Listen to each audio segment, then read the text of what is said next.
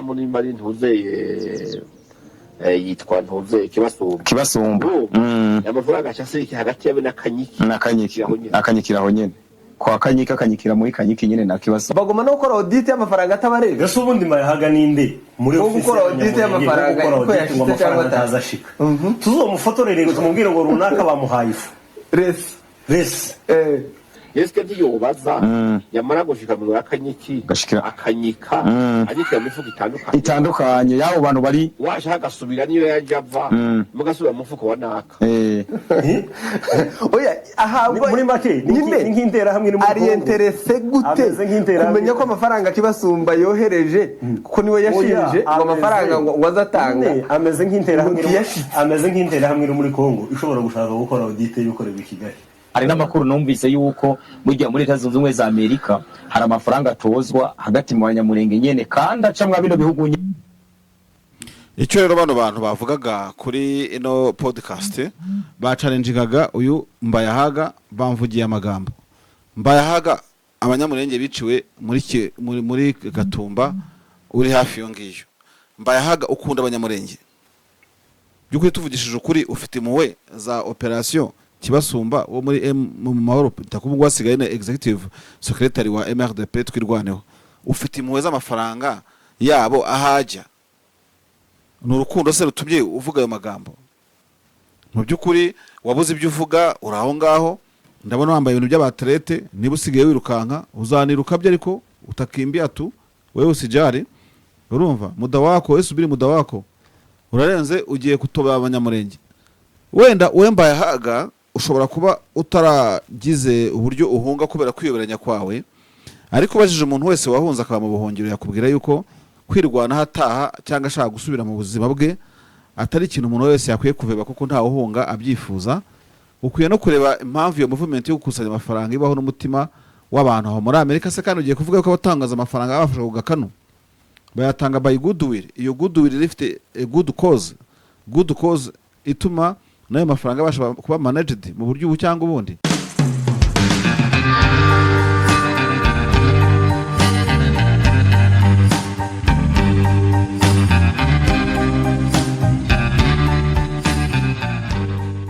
Reka nguhe ikaze wo kurikira porogaramu zacu zitandukanye kuri David Marshall TV nk'uko TV yawe TV yacu TV ya buri wese aho umuntu agera akabasha kumva amakuru abakubiyemo iby'ubusesenguzi cyangwa se amakuru yandi agezweho yibanda ku ubukungu politique ndetse n'imibano n'amahanga hakazamo n'ibiturika rero defense analysis aho hose rero tukubwira uko byagenda kose uko ibintu bimeze tukakubwira ibizabaho n'ibyabaye n'ibiriho byo bita pronostic tukavuga tuti ahangaha bimeze gutya ahangaha bimeze gutya kandi buriya no ko tutajya tubatunganya gusubiza amaso inyuma ngo urebe guhera mu myaka hafi 3 ine tuvuga kuri izi nkuru ibyinshi twavuze byagiye bibaho mbasogongeze muribuka ukuntu twakunze gusesengura tuvuga tuti imijyi nka Goma na Bukavu ifashwe iki cyama cya FCM 23 cyatera imbere amahanga yacyubahuka isi yose yakifuza ndetse n'abakomeye bakifuza kwicarana nabo kugeza amaginga tuvugana Roni imaze kwicarana na M23 kugeza ubu tuvugana amashyirahamwe y'abakristo n'abasenga Cenko na SSC muri Kongo yamaze kwicarana na M23 AFC ubu tuvugana uwahoze ari perezida wa Kongo Kinshasa ancien président akaba na sénateur mu buzima bwe bwose le général major Joseph Kabila Kabange ari Goma Moise Nyarugabo ari Goma ko bataje Rucuro ko bataje Ukiwanja ko bataje Kanyabayonga ko bataje Kirumba ko bataje Vicumbiro ko bataje Gicanga ko bataje Sake ko bataje Mweso ko bataje Kibumba ko bataje hose hari importance yo gufata ibirindiro bikomeye ahantu kubita umwanzi akababara kandi nawe ukagabanya abanzi kuko icyo gihe ndibuka rumwe mu ofisiye bakuru wa FRDC ari ahantu iki kiganiro zacyumva nta kiganiro cyane cya kimucika na mu gitondo twaje tuvugana umunsi M23 isubira inyuma igakora withdraw yararira amarira agahenda kamwishe ndavuga se mon colonel ko M23 isubira inyuma karakara kandi uri mu basirikare bayirwanya ati shaje bakora ibyo ngibyo ati bano bantu bakeneye kurwana mu buryo buri serious bakagira icyo bakora nka kumwe dukunze kuvuga tuti barwane cyangwa bave mu nzira niba batarwana babireke you see no kuvuga ngo ntabwo inyeshyamba zishobora kurwanya intambara zonyine kuko nta nyeshyamba irwanya intambara yayo bwite ifite cause morale ifite cause politique ifite cause iyo ari yo yose impamvu ishoboka ibihari kandi impamvu bihuje rubanda rwinshi ushobora gusanga uwambwiraga n'abafite ababyeyi mu nkambi z'impunzi muri aka karere k'ibiyaga bigari kandi bahunze bazira uko baremwe nk'uko amakuru avuga muri Kongo cyangwa se uko muri Kongo bivugika none se uwo ngo yakwifuriza intsinzi abamwiciye ababyeyi yakwifuriza intsinzi abatumye umuryango we umangamanga imyaka ibaye 70 ingahe twese se uko bimeze umuntu arakubwira ngo urabona ko atari umukongomane ngo yivanga muri ibiki n'iki niba ndi umugunga n'urugero Kongo hakaba bagunga undi akaba mushambo umuhavu n'abandi bose mu Rwanda akaba hari kuki se mutubaha icyo kintu kireme ryuko n'amasano muryango ntabwo abura na cyane ko yahise igeze uyu munsi ibyo ntibinagendeye ku masano muryango gusa bigendeye kuba muri abantu as human being jewe ntabwo navura kuvuga ku kababaro ko umuntu wo muri Gaza ngo nuko ntari umwarabu ntabwo nabura kuvuga ku kababaro ko umuntu wo muri Tel Aviv kuko ntari Yahudi ntabwo nabura kuvuga ku kababaro ko umuntu uri muri Ukraine cyangwa muri Russia kubera ko ntari umwe muri abangabo ko ari babiri isi yamaze kuba umudugudu tugomba kuba ikintu cya political interference ntabwo kigikora ubu ngubu nibyo muri Senegal byandeba nibyo muri Sudan byandeba nihisi igeze abantu baje baba abastarab babasirimu urumva dusirimuke kurusha kugira gute nuko rero M23 hari byo twagiye tuvuga bibaho kandi bitavuze ko ariko twabikoze ariko bivuze ko natwe twabitekereje kandi harwana ibitekerezo imbunda zigakurikira cyangwa hakabanza imbunda ibitekerezo bigakurikira it depends nuko situation yana bimeze rero M23 makuru dutanga dushyiramo na pronostic amakuru yibanda ku bizabaho kandi biba bizabaho na cyane ko ubusesenguzi ibivugwa dufate nk'urugero nko mu rubuga rw'imikino ku bantu bakunda entertainment biriya by'urubuga rw'imikino katazibera mu kiniki umutoza coach utumva imbuga z'imikino ngo yumve icyo abasesenguzi muri football bavuga bari abahoze numva witwa batayifa abitwa aba Axel abitwa ba Gicumbi biwacu kuri radio abitwa ba Castar abitwa ba Bayingana n'abandi ubwo abashyashya simbazi ariko ba Lorenzo bano bana n'aba ba Sam Karenzi aba uyu mugabo wundi uyu mugabo wahoze muri Fantastic ndandi najyaga muri Fantastic nabonaga Fantastic kera ariko ndi bumwibuke Regis ngira ngo ni Regis I think so uri umukoci utabumva ukaba uri coach par exemple mu Rwanda muri champion y'u Rwanda utumva ibinyamakuru urasigara uri umukinnyi utabumva urasigara yeti bashobora kukogeza udakina neza bashobora kukogeza nk'umutoza wenda nta n'ikigenda sometimes birashoboka ariko niba natwe tuba muri cadre politique na diplomatie ukavuga ngo uzarwanisha inyeshyamba cyangwa leta urwana n'inyeshyamba utumva abanaliste urashya neza seriously take that easy wibifata ibintu bikomeye buriya bavuga ko akenshi na kenshi wowe uri mu magume hari byinshi utabona ariko ababyitaruye nkatwe tutari mu ntambara dusesengura intambara tuba tubona byinshi amakosa ibyiza mukora buri kimwe cyose byivanga amaze turabibona ariko wowe uri mu ndake ntabwo ushobora kubibona ariko twe turabibona so n'umukomanda utumva ubusesenguzi bw'intambara ntiyumve umunyapolitike n'umva ubusesenguzi bwa politike urasigara ntabwo ushobora gutera imbere mu byo tuvuga rero havugamo n'izo pronostic ibintu bimeze nko kuraguza umutwe cyangwa se prediction kandi byinshi bikagenda bishoboka nk'ubu twavuze yuko cyangwa se tuvuge yuko eventually igihe leta ya Kinshasa izakinisha kugaba igitero cya mbere kuri M23 AFC twirwaneho Uvira zahitigwa Kindi zagwa Kisangane zagwa eventually na Rubumbashi ashobora kugenderamo kubera iki impamvu tunayo tuyivuge ku mugaragaro agace ka Ituri ni agace karimo abahema barimo kwishwa kandi AFC M23 ntigize hwema kuvuga yuko nabizabatabara hari ba Kaina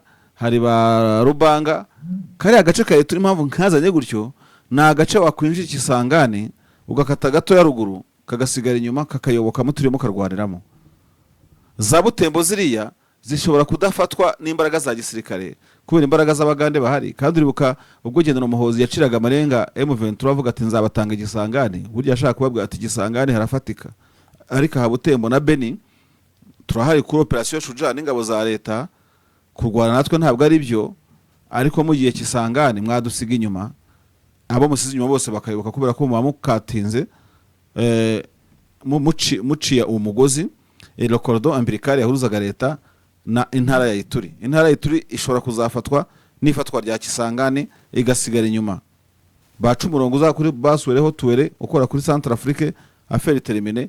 Ruboya Kashama niba ari Johnson n'iki n'umurya n'ingabo ze bose baga stepping down. Nibyo nyamabwira ngo intambara niyongera kubura bamwe bazajya bashira intwaro hasi batarwanye, kuko ntabwo wabwira ngo winjiye wari kare uzamutse Rubutu ufashe Kisangani. Kisangani ifite ibigo by'indege bikomeye cyabi cya Bango kana kira kigendeze cyacyo. Ituri ntabwo yabona ravitayoma iciye mu kirere kirewa mwamwagifunze. Ituri se yabisigaye irwanirwa miki, nta ntambara izabera muri Ituri. Intambara izabera muri Icopo. Ituri sugara inyuma kuzamuka za Isiro hose kuri Sud Sudan hose hifata ubwaho uharaye amanike utamanitse agiye Bugande nyine full stop nta kundi. Ndavuga mu gihe intambara yakongera kwaduka. Indi prediction ihari rero nanone ni ugufatwa kwa Uvira. Gufatwa kwa Uvira nako mu gihe izi nyeshyamba za funga Bukavu Warungu ku gace ka Shabunda gatoya werekeza Mwenga uguramanuka za Fizi ugafata Fizi ugafata hari ikirombe cya zahabu gikomeye hepfiriya muri Fizi ni hehe kiriya kirombe ndaza kukibuka. Hanyuma bakafata bagasa nk'abamanuka uciye Minembwe ugatambika ku kiyaga cya Tanganyika ngira ngo heta Bibogobogo hafi aho ngaho za Baraka hepfo ni Karemi ruguru ni Uvira nanone na Uvira bayikatinga off ikikuramo, uretse ko Uvira yo atari ngombwa ngo yikuremo bashobora kuyirasa bakaza bayerekezaho bakayirasa kugira ngo bazabone uko berekeza mu bindi bice nta kindi kibazo. Hanyuma uciye amashyamba bari kare kandi muhamwe muri bari kare ingabo nyinshi za leta ushobora guca amashyamba gatugera Kindu ku kibuga cy'indege gikomeye kinini cyane International Airport ya Kindu na aeroport nziza cyane. Kandi yuri Kindu ubushize pressure kuri Kasayi iwabo wa Tshisekedi batakajya bamuvumbira ku gahera bati we genda uganire bataratugeraho patata baruba bikasayi bagashyira agapira hasi bakakwiyemera kubaruba bikatanga na cyane ko barona amakimbirane ameze gutyo bahora baterana amakimbirane. So muri byinshi umuntu yavuga nka prediction rero nk'izo ngizo nizo zishoboka. Harugiye kumbwira ati kumwe mudateganya yuko na leta yatsinda M23 ikayivudukana. Leta yabanje kugerageza ntabwo kuri agise ya Rubero mbona ko leta hari kitakoze mu gihe yazanaga General Kabundi ngarase avuye Kanyabayonga akuremo Rwindi ndetse akuremo na Rucuru. Icyo gihe Rucuru yari igeramiye bari bayigerageje. Leta yagerageje operation Katapira mbere yuko M23 ifata Goma irayangira. Ubwo izatrying n'ubundi buryo turebe byose kudashyira insinzi kuri leta mbihera ko n'ubundi nta kitagerageje bikanga. Yazanye abasamidi yarasibiranga abarundi tafoke division byose ziratsindwa muri Kivu y'Amajyaruguru na Kivu y'Amajyepfo uretse Uvira basigaye. Kuri leta ntago biba byoroshye kubyo mbona yuko yakwinyara mu isunzu igasukuma izi ngabo, ahubwo ikiriho nuko abasirikare baje bayobowe n'amakomandazi bo muri leta bashobora kwisanga bagiye kuri Kabila uzaba uri muri intambara bakavuga bati mukubwa tumekuja na vijana wako. Kabila na wati you are good guys, you are good boys, approche. Ibyo ngibyo byose birashoboka na cyane ko amaze iminsi avuga amakimbirane muri komando ma gisirikare cya Kongo bitabuzemo ukuboko kwa Kabila gushobora kubana ko kuri mu bibasha kubaca intege bakavuga bati none ubu ngubu ku buryo Tshisekedi dora yumva ko umukomanda wese ugiye hariya aba ashiringa bo Kabila yewe n'abamasunzu abangaba bivugwa yuko iyo bageze kuri Kabila baruca bakarumira bikavugwa yuko nabo bashobora kuzisangira Kabila ku isahera yose. Bamwe batasugo birashoboka abandi bati ntibishoboka. Kuki bidashoboka se? Bidashobokera abantu bishobokera abasanzwe nyine bishobokera inyeshyamba. Kabila se ko yasanze inyeshyamba ntiyahoza azirasa se, yahoza azirasaho none se ko yazirasaga akazisanga why ubona yuko nyine bidashoboka. Ifatwa rya Uvira naryo kandi hari undi mucuti wanjye Minister of Happiness, mbona kuri hando yitwa ngo Dr Mumbogo nabahe ibyo yanditse, tujye dusangira amakomantere n'ibyo abantu banditse. Minister ntabwo kimvugisha sinzi icyo twapfuye, ntacyo, ariko nta n'igihe hari, nta n'igishobora kubaho. Ndabona nawe kuri prediction yawe ku bya Uvira hari impamvu watanze ko AFC M23 twirwanaho zagombye gusimbukira Uvira, nibyo wanditse kuri Twitter yawe. Wandika mu hagati y'utumenyetso tubiri Uvira, uravuga uti dore impamvu M23 twirwanaho bagomba kuhafata. Wavuze ko hafite ngo kilometero kare 3148. Wongera kuvuga ko Uvira ifite ibitaro bikomeye, ibigo bya gisirikare na gereza nkuru, ngo hari ibigo bya gisirikare bikomeye kandi hakaba na gereza nkuru. Niba gereza nkuru M23 ajya kuyivomamo ikisumbaze, gusa mwibuke neza ko leta Kinshasa agiye ifunga abantu benshi baziza byinshi bitandukanye bya politike, ibi by'amoko muri Kongo, ikabafunga. Ufunguye iriya gereza rero wafunguramo abantu benshi barimo n'abanyamurenge bahafungiye barengana urubyiruko rwaho, bazira ko ngo bashobora kuba bafite uko bakorana na M23 kandi byahebyo kajya ari ukubatoteza gusa. Ikindi ngo kirimo mu byihariye, ngo ni zimwe mu nyungu M23 yabona igeze Uvira, ngo harimo ko bafite imisozi ibereye ikwiriye ubworozi. M23 n'abasirikare ntabwo borora. Hakabamo ngo imigezi nka Kavimvira, umugezi wa Murongwe, Kamanyura ndetse na Rusizi. Uvuga yuko iyi migezi ifitiye runini ubuzima bw'abatuye Uvira, haba mu rwego rw'ubukungu ndetse n'urwego rw'ubushabitsi. Uvuga yuko ibi byose bifitiye akamaro uwafata hariya wese. Ngo kandi ngo uyu mujyi ngo wa Uvira abantu bawusuzugura, ngo wahoze ari wo murwa mukuru w'intara ya Kivu y'Amajyepfo, ngo mu gihe kimwe gusa uzagusimbuzwa umujyi wa Bukavu. Ahantu rero higeze kuba kapitale y'intara ntabwo haba horoshye.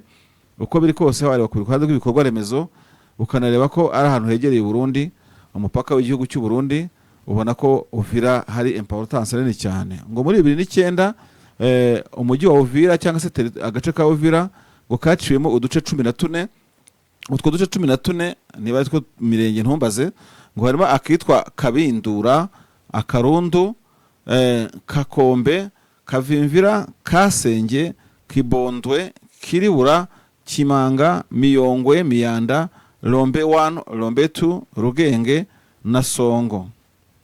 Ngo Uvira kandi ni ifite abagatolika benshi, ngo ndetse hari n'ikicaro cya diocese ya Uvira. Hakaba bafite ngo na stade bita ngo iy'ubumwe, ama stade de l'unité ubamvaza muri Kongo ahantu hose. Hanyuma ngo hakaba n'ibigo nderabuzima 17.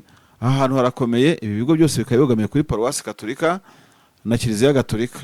Uvira ifite amavuriro mato munsi ya Centre de Santé 26, ikagira amafarumasi yigenga 100 ndetse ngo n'amashuri menshi yaba makuru n'ayisumbuye atabarika. Ngo abaturage batuye muri Uvira bahejejwe mu miyoborere ya kera, bya kera kabisa, ngo ku buryo ngo nta kintu cy'iterambere muri age moderne tugezemo ugenda ugasanga Uvira. M23 ngo ihafashe, ngo yabifunze inzira ituma Perezida Tshisekedi na Perezida Neva w'u Burundi bahora bahomuka mwenyu, bityo bikaba byababaza, bikabatera umusonga ndetse bikabatera kimwe cyose cyatuma bumva babangamiwe nyine. Uvira ngiwe nkuko uyu Minister of Happiness abivuga kuri Twitter yiwe, kaba karagaciyemo. Uvira rero eventually izafatwa. Nimara gufatwa rero nyine abantu bumirwe. Ngayo nguko muri prediction dufite nibyo twavuga. Idoha nta byinshi birimo kuhaturuka, nihagira ibihaturuka tuzabibabwira kugira ngo nabyo tuzabashe kubisangira, tubasangize nyine amakuru azaba ari aho ngaho muri Doha. Gusa igikomeje kuvugwaho cyane nuko uko byagenda kose imenyeshyamba za M23 na AFC muri Doha ngo bashobora kuba barimo baganira, bamaze kugera ku biganiro bivuga ko Kivu izategekwa, Kivu zombi, kandi zikazategekwa no mu mutwe w'umwishyamba muri politike na gisirikare. Ntabwo ari byari byemezwa, na amakuru adusumira. Nihagira byinshi tubona dushobora kuzavuganaho nabyo tuzabivuga. Tukiri ku makuru y'umutekano kandi ku munsi w'ejo biravugwa yuko ku kibuga cy'indege cya Kisangani humvikanye urusaku rw'amasasu. ako kurasana kwabereye kuri kiriya kibuga rero kukaba kwarahitanye abagera kuri 3. Ikinyamakuru Actualité Akadomo CD kikavuga ko ikisangane umusirikare wo muri unité spéciale special unity ngo yafunguye urufaya rw'amasasu kuri bagenzi biwe bari kumwe ku burinzi. Icyo gihe nyine ni ku munsi w'ejo ku kibuga cy'indege cya Bangoka. Ibi ngibi bikaba byarabaye mu masaha ya mbere ya saa sita nyine ku munsi w'ejo. Umwe rero mu bavuganye n'iki kinyamakuru yavuze yuko hapfuye abasirikare 3 aho ngaho bagahita bahagwa abandi batandukanye, undi umwe nako agakomereka. Uwarashe abo basirikare bagenzi biwe bivuga yuko nawe yahise araswa, kuko baravuga ngo l'hôtel du drame a aussi mis fin à sa vie après avoir tiré au ses 3 collègues de service. Reka twumve ko umuntu bamukotinga ngo le militaire a présenté des signes avérés de maladie. Par mesure de précaution, son commandant a pris des mesures pour le mettre en état d'arrestation. Mécontent, le militaire arrêté a présenté comme alibi qu'il devait se soulager. Ensuite, il a tiré à bout portant sur le chef de poste qui est mort sur place. Il a tiré aussi sur un autre collègue qui était à côté. Il est mort aussi sur place. Relate notre source à la 3e zone de défense. Aba bakaba bose ari abasirikare bo mu ifasi ya General Masunzu Pacifique, uyu nguyu ufite kuyobora zone ya 3 ya gisirikare muri FARDC. Bose rero bakaba barese bagwa aho ngaho. Mu bigaragara n'uyu warashe nawe ari muri bari 3 babarwa bapfiriye aho ngaho. Nkuko uyu ofisiye yakomeje abigaragariza nkuko amakuru yakomeje agera ku kinyamakuru, uwarashwe yari chef wa platoon. Katurebe abandi bakaba barakomeretse bakajyanwa. Uwakomeretse ni chef wa platoon akaba yarajyanwa mu bitaro bya gisirikare kuvurwa. Ibi rero byose bikaba bitarahagaritse urujya n'uruza ku kibuga cy'indege cya Bangoka ngo cyakomeje gukora nk'uko bisanzwe. Abasirikare rero b'abakongomani bakunze guturitsanya, ni umuco wibaza aho bawukura ukakuyobera. Ni ikibazo gikomeye cyane, Indi nkuru nziza ari mu Kivu y'Amajyaruguru nivuga yuko mu gace ka Butembo ubwo ahandi essence ikomeje kurikoroza, aho ngo bagiye babona ibiciro bya essence birimo kurindimuka bimanuka. Abantu bakibaza uko byagenze, ngo i Butembo na Beni igiciro cya petrol cyangwa cya essence ngo cyagabanutse ku rwego rukomeye, kiva ku 7,000 kigera ku mafaranga 3,700 cyangwa 3,900. Abaturage bahoro bakaba barimo bavuga bati ni sawa kabisa. Guhera kuri wa gatandatu rero ngo ibiciro bya petrol byaragabanutse ku masoko ya Butembo na Beni muri province ya Kivu y'Amajyaruguru, aho imibare tumaze kuvuga haruguru ariho yigaragaje ku masoko y'iyo essence. Abacuruzi batandukanye harimo n'itwa Kadafi yavuze ko ibiciro bye biri hagati ya amafaranga 3,500 3,700 y'amakongomani, mu gihe ibitembo ho nyene ngo washoboraga no kwibona kuri 5 gusa akaba naho yari kiri ku 8,000, ariko bikaba byose byaratindimutse ejo ibiciro biragabanuka. Hano bakavuga ngo icyabiteye no uruhererekane rw'amakamyo menshi cyane yinjiye muri iyo miji. Ayo makamyo akaba yari yaragotewe ku mupaka bita Kasindi mu cyumweru cyari gitambutse. Ayo makamyo rero akaba yarashinzwe kujyana essence muri Butembo, kandi akaba yarafite essence nyinshi cyane. Umwe mu bantu baganira n'ikinyamakuru turimo gusoma witwa Policarpo Ndivito, akaba ari president w'abacuruzi bo muri Butembo na Rubero, yasobanuriye itangazamakuru ko imwe mu mpamvu zatumye icyo giciro kizamuka, imwe ngo mu mpamvu ishobora yatumye igiciro kizamuka ari uko nyine hari ibyakorewe ku mupaka wa Kasindi birimo no korohereza uburyo bw'imisoro, hakaba naho bayikuriweho rwose, ngo kubera ko iyo essence yashoboraga gutinda ikarangiza igihe cyayo, bituma rero bayicuruza kuri makeya kugira ngo n'icyo kintu cyinjiremo ibyuko ishobora gutakaza igihe no kurangiza igihe cyayo kubera igihe amakamyo amaze kuri umupaka bitazatuma abacuruzi bagwa mu gihombo. Bakavuga ko rero ngo ibyo byose nibirangira ngo igiciro kizagaruka mu buryo nk'uko gisanzwe. Ndumva ari ibyo ngibyo umuntu yavuga kuri ibi biciro. Ni inkuru ndende ya Josue Mutanava, inkuru yayandikiye mu mujyi wa Goma ku kinyamakuru Agatorite _CD.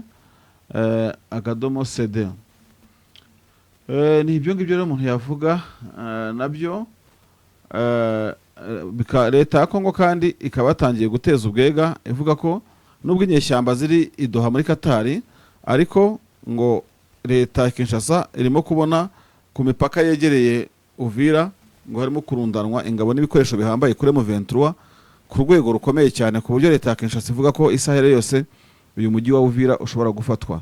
Abaturage ba Kongo Kinshasa bakavuga ati ariko muzajya muvuga imijyi yenda gufatwa mwamenye ko izafatwa ntimuvuge muti twebwe tugiye kuyirinda ati muhora murira gusa. Nahoze mbona kuri Twitter bavuga ati kamera yanyu zangira ryari niba mwabonye ingabo nyinshi zenda kugota Uvira mwebwe mwagiye mukazirwanya ati simwe muhamuzinzi bavuga ko mufite ingabo ibihumbi byinshi cyane mwazengurukije umujyi wa Uvira.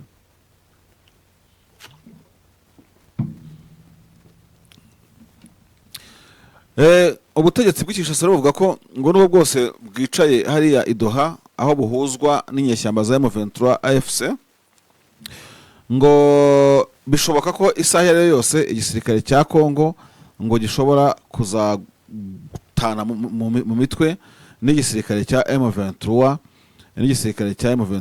ngo mu gihe cy'inama ya minisitiri ya 51 inama ya minisitiri iherutse kuba ngo minisitiri w'ingabo ndetse n'abangaba nyine bavuye ku rugerero akaba na minisitiri nyine w'ingabo za Kongo Guy Kabombo Mwadiamvita ngo yasobanuye ko mu bigaragara ngo hariho muvoma z'urujya n'uruza n'ibikoresho ngo birimo kwipakira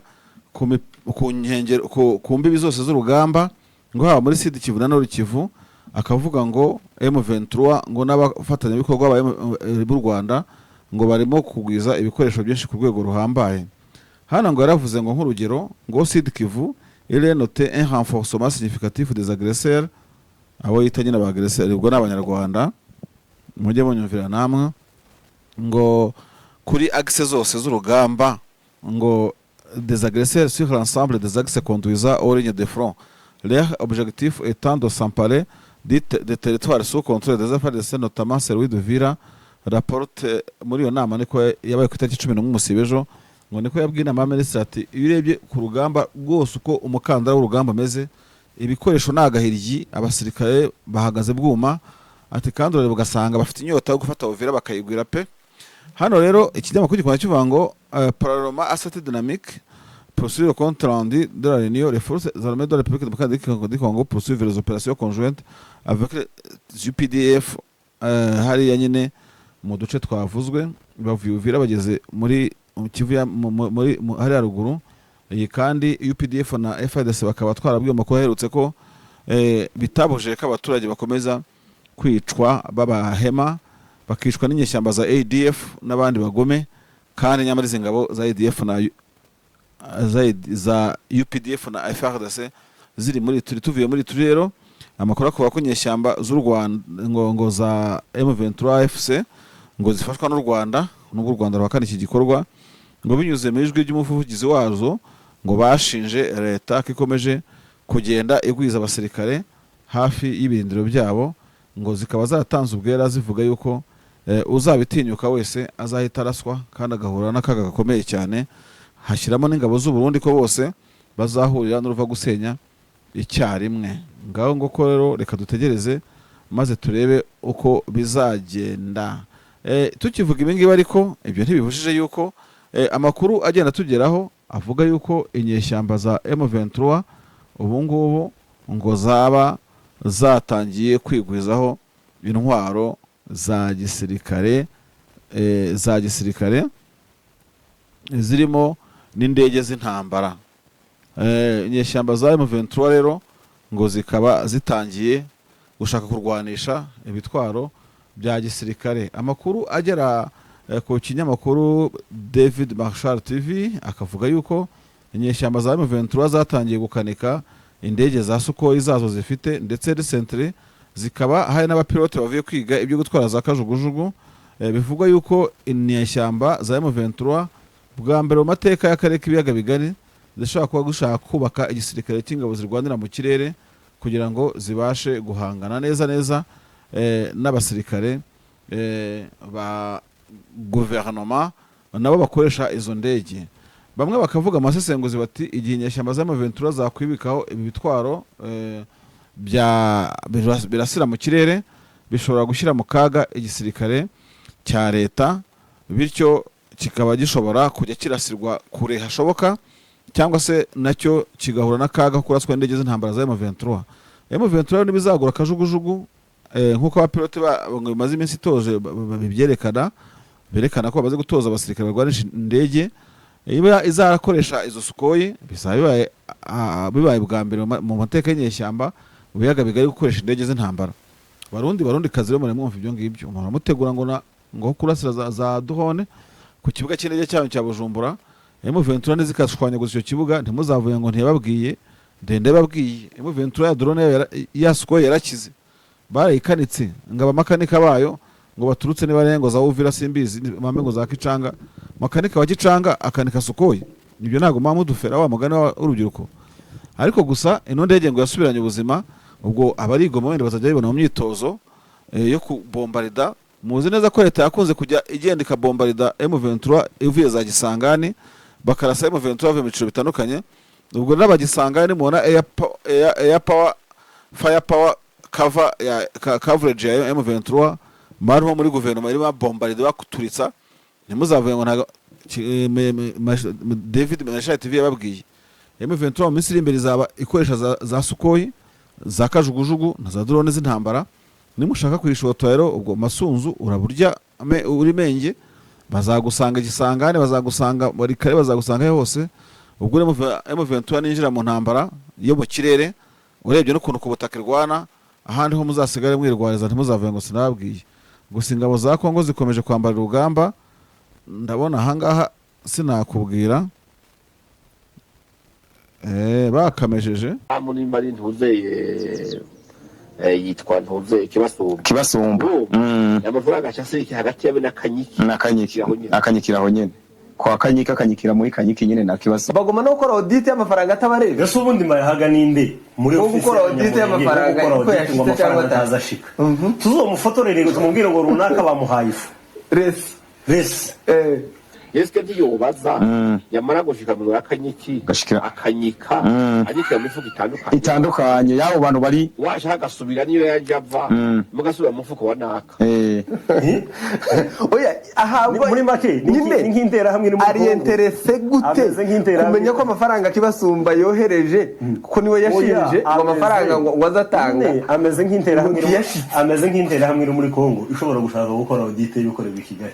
Hari n'amakuru numvise yuko mujya muri Leta Zunze Ubumwe za Amerika hari amafaranga atozwa hagati mu banyamurenge nyene kandi acamwa bino bihugu nyene. Icyo rero bano bantu bavugaga kuri ino podcast bacalenjingaga uyu Mbayahaga bamvugiye amagambo. Mbayahaga abanyamurenge biciwe muri Gatumba uri hafi yo ngiyo. Mbayahaga ukunda abanyamurenge byukuri tuvugishije ukuri ufite impuhwe za operation Kibasumba wo muri mu mahoro takubwo wasigaye na executive secretary wa MRDP twirwaneho ufite impuhwe z'amafaranga yabo ahajya n'urukundo se rutubye uvuga ayo magambo. Mu byukuri wabuze ibyo uvuga uraho ngaho ndabona wambaye ibintu by'abatlete niba usigaye wirukanka uzaniruka byo ariko utakimbia tu wewe usijari urumva muda wako wewe subiri muda wako urarenze ugiye kutoba abanyamurenge. Wenda Mbayahaga ushobora kuba utaragize uburyo uhunga kubera kwiyoberanya kwawe, ariko bajije umuntu wese wahunze akaba mu buhungiro yakubwira yuko kwirwana hataha cyangwa ashaka gusubira mu buzima bwe atari ikintu umuntu wese yakwiye kuveba kuko nta uhunga abyifuza. Ukwiye no kureba impamvu iyo movement yo gukusanya amafaranga ibaho n'umutima w'abantu aho muri Amerika. Se kandi ugiye kuvuga ko abatangaza amafaranga abafasha kugakano bayatanga by goodwill. Iyo goodwill ifite good cause ituma nayo mafaranga abasha kuba managed mu buryo cyangwa ubundi. nese twirwaneho ibarasa ikaba ubuse ingabo z'ubundi byagiriye muri Minembwe zari zigarura umusozi n'umwe mu Minembwe sukuzurura aho ngo gusa zizera zikora ubusa izo mbaraga ziba contre votre puissance zikabaca amazi mugashwanyagurika nizo amafaranga aturukamo. Ikindi cyo guhora abantu bumva yuko ukuvuza umunyamurenge bihita wenseramo n'ubuyobozi bw'u Rwanda, ukuvuza umunyarwanda wenseramo umunyamurenge. Ku ruhande rumwe ndabyumva kuko abanyamurenge n'abanyarwanda bafite isano imwe, ariko abanyamurenge n'abakongomani. So ikintu cya Bukemiseri yo kuvuga u Rwanda kugira ngo wenda ugire gute, u Rwanda ni igihugu gikomeye kidashobora kunyeganyezwa n'amabwire n'amagambo ya Mbayahaga. Mbayahaga rero nkuko wumva nyine uri nahaga aho ngaho wicaye uri mu kaga wundi muhaga aho ngaho, ugomba kumenya ko niba udakunze abanyamurenge wacecetse ko isi ubambisi ntabwo akurura, ubambisi ntabwo akurura. Ushobora kuvuga ibyo ngibyo maye ngo uri mu Burundi, ejo zacurama ugasanga utangiye gutakaza ubwenge, nawe ugiye mu mpunzi, nawe ugiye hose ukumva ukuntu ubuhunzi buryana. Ejo bundi nabonye abantu banyohereza amafoto warakoze ubukwe, ubundi iyo utangiye gukura ukagira abakwe n'abakazana uritonda, ugenda gahoro kuko habazazamo n'abuzukuru, ukwifuza kuzukuruza mu bibyaro rwawe, ntuzuzukuruze umeze nabi, urumva? So je nicyo nakubwira, ntabwo ndi umujyanama wawe, ntushaka uzabireke, ntacyo cyo bimbwiye ibyo ngibyo, ariko umuntu ushyira mu gaciro akwiye kuba ari umuntu nkawe rwose ushyira mu gaciro kandi ukumva yuko ibintu bimeze neza. Dore ukuntu amacakubiri yokamye igihugu cyanyu cy'u Burundi. Ubu ngo muteganya gushyiraho ngo intara mu bipanga ahamba ukazabakoraho, ngo muri Buhumuza ngo barenda gushyiraho ngo abayobozi ngo katurebe ngo wa Seni uherutse gushinga ingene amakomine azawugabangabanwa ku moko n'ibitsina mu gutora ba mustanteri, ngo mu itegeko ryashyizweho umukono ku ya 4 z'ukwa 7 2025 n'abakomiseri ba Seni, abasenateri bazova mu bwoko n'ibitsina bigabuye gutya. Ngo muri Buhumuza Butaganzwa azaba ari umugabo ari umuhutu, muri Butihinda umukenyezi ari umuhutu, muri Cankuzo agomba kuba umututsi ari umugore, muri Gisagara umugabo hutu, Gisuru umugabo hutu, Muyinga umugabo hutu, Ruyigi umukenyezi tutsi. Intara ya Bujumbura ngo mu Bubanza umugabo akaba umuhutu, Bukinanyana umugabo akaba umuhutu, Cibitoki umugabo akaba umututsi, Isare umugabo umuhutu, Manda umugabo umututsi, Mugere umukenyezi umuhutu, Mugina umugabo umuhutu, Muhuta umugabo umuhutu, Mukaza umukenyezi mututsi, Ntahangwa umugabo hutu, Rwibaga umugabo ngakaba ariko ari umututsi. Muri Burunga iyo ni province ya Burunga, mu Bururi ngazaba ari umututsi, Makamba aba ari umututsi, Matana aba ari umuhutu w'umugore, muri Musonga aba ari umugore w'umututsi, muri Nyanza umugabo w'umuhutu, Rumonge umugabo w'umuhutu, Rutana umugabo w'umuhutu. Intara ya Butanyerera Busoni ngazaba ari umugabo w'umuhutu, Kayanza umugabo w'umuhutu, Kiremba umugabo w'umuhutu, Kirundo umugabo w'umuhutu, Matongo umukenyezi w'umuhutu, Muhanga umukenyezi w'umututsi, Ngozi umugabo w'umuhutu, Tangara umugabo w'umututsi. Mu gihe muri Gitega ngo bugendana umugabo azaba agomba kuba umugabo w'umututsi, Gishubi umugabo w'umuhutu, Gitega umugabo hutu, Karusi umukenyezi w'umututsi, Kiganda umukenyezi w'umututsi, Muramvya umugabo w'umuhutu, Mwaro umugabo w'umuhutu, Nyabihanga umukenyezi w'umuhutu, Shombo umugabo w'umuhutu. Ibi rero ngo bikaba ari ibyavuye aho byerekana ko ngo bastanteri 42 abahutu bazaba 28 bagizwe n'abagabo 23 n'abakenyezi 5, abatutsi 14 bagizwe n'abagabo 3 n'abakenyezi 8, naho ngo abakenyezi bose hamwe ari 13. Ngaho mbwira nawe rero igihugu cyanyu kiri muri ibyo ngibyo, murirwa muvuga ibintu by'amacakubiri, ntimushobora kwiyubakira igihugu mushyize hamwe muri ibyo ngibyo by'amoko. Reka rero n'ubundi tuse nk'abagana ku musozo, nta byinshi n'ubundi twendaga kubagezaho ibindi bitari ibi ngibi gusa. M23 irimo guharanira gukoresha ingabo zirwanira mu kirere kugira ngo ibashe guhangana n'igisirikare cya leta cyitwaza ko gifite ubwo bushobozi yo itari isanzwe ifite, bityo muri zimwe mu ndege bazakoresha hakaba harimo ibyo bakuye kuri Goma bahafatiye, bashobora no kugura izindi, byose birashoboka. Rero uzatangiza intambara wese akaba azahura n'akaga, kandi ako kaga kakazaba kakatamworoheye. Mu turi dukuru tubona kuri Twitter ndabona muri Kivu